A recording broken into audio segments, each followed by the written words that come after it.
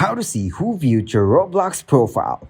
Hello everyone. In this video, I will show you how to see who viewed your Roblox profile. First of all, open up the web browser. Here, search and open roblox.com. Once you get into Roblox, click on Continue and Browser.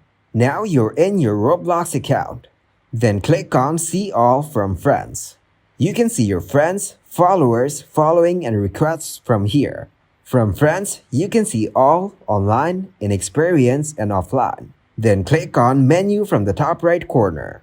Tap on your profile from here. You can see your friends, followers, and following from here. Thank you guys for watching this video. Hope you got some value. Make sure to like the video and subscribe to the channel to get notified for new videos. See you in the next one.